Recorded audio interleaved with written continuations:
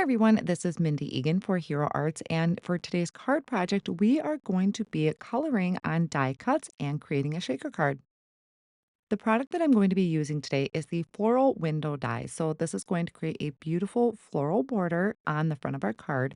It fits nicely on an A2 size card front, and when I run it through the die cut machine, it is going to pop out the center, which is where I thought a shaker card would come in really nice. I am using the Hero Arts Deluxe Smooth White cardstock. So after I die cut that, you can see where we have all the etchings for the floral design and that border, and then that nice wide open space.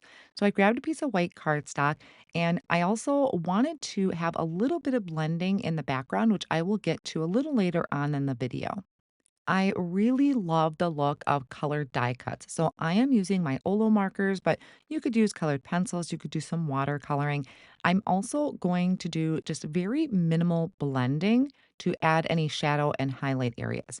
I will admit I was a little hesitant at first to do this because some of the areas, the stems of the flowers get pretty small. So I started with the outside edge, or I guess I should say the inside edge, where there are some of those fine stems and the leaves.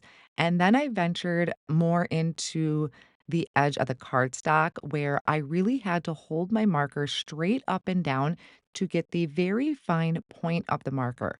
By being able to do that, I was able to really color in along that thin stem without any excess bleeding. So my starting color is the YG 1.4. So just starting out with a nice bright green. And then to add some shadow areas, I'm coming in with a YG 1.6. And I'm not going to do the blending. I am just adding a line of color to one side of the leaf. Doesn't really matter which one, I don't think. I wasn't concerned with where the light source was coming from. I just wanted to have that darker color there to give it a little bit of dimension. Then for the flowers, I am going to start with a BV 2.2. And I'm just kind of selecting more of the larger flowers that are around the frame and inside of the frame.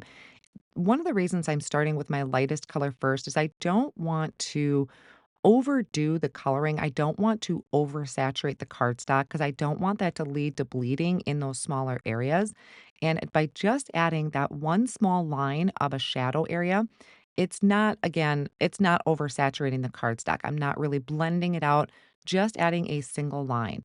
So for that shadow layer, I am doing BV 2.3. So it's just a step up. Then for the smaller flowers, I'm going to come in with a YO. I think I grabbed a 2.2. It's a pretty light yellow, and I'm coloring in all of those smaller flowers. Then I'm just going to dot the center of some of those flowers with a YO 2.5, adding that little bit of darkness. So I didn't add any shadow areas to those small flowers. I just added that darker color for the center. I also used that YO 2.3 for the center of the larger flowers. And where I had room, I did a YO 2.7 for the shadow. I think this gives it such a nice whimsical and kind of an artistic look, almost like no line coloring.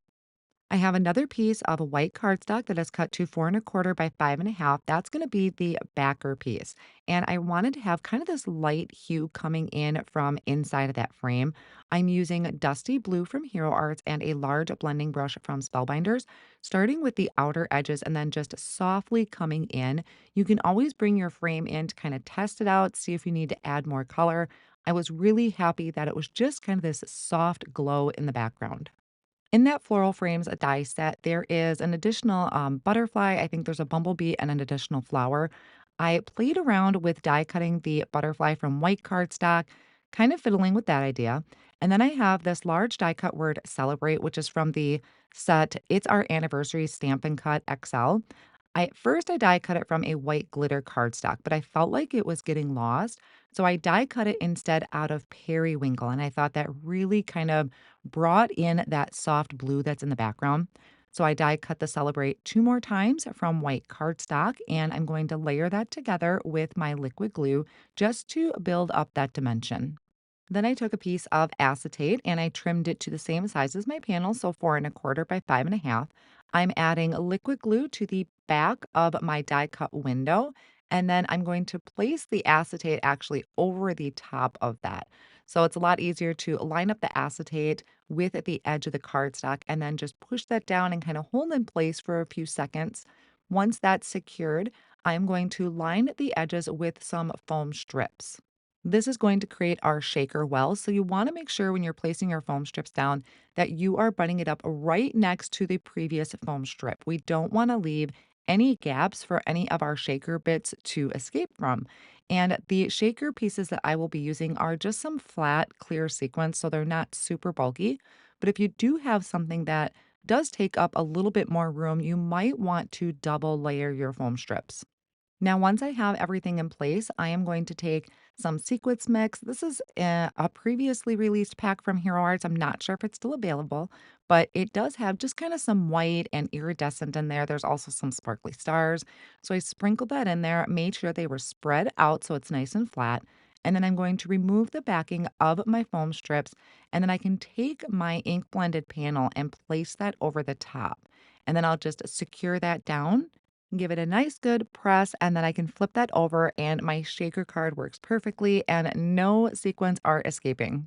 By adding that acetate, I'm also giving a place for my sentiment to rest because it kind of fit oddly over the window. Like some pieces were overlapping, but some were not. So this is also going to give me a nice resting place for my sentiment. Now, again, I am using some liquid glue. I got a little carried away or heavy handed with my liquid glue. So I'm taking my finger and just kind of rubbing off any of that excess because acetate does tend to show any glue that happens to seep out of the edge of the sentiment. So I wipe that away, place that over the top, make sure it's straight, and then I can just let that set for a second. I'm not going to add any additional sentiment on the front. That way, this card can be used for any occasion, whether it's wedding, anniversary, Mother's Day, birthday, anything. It's a great celebration springtime card. I hope you enjoyed today's video tutorial and technique, and will give coloring on die cuts a try. Thanks for watching.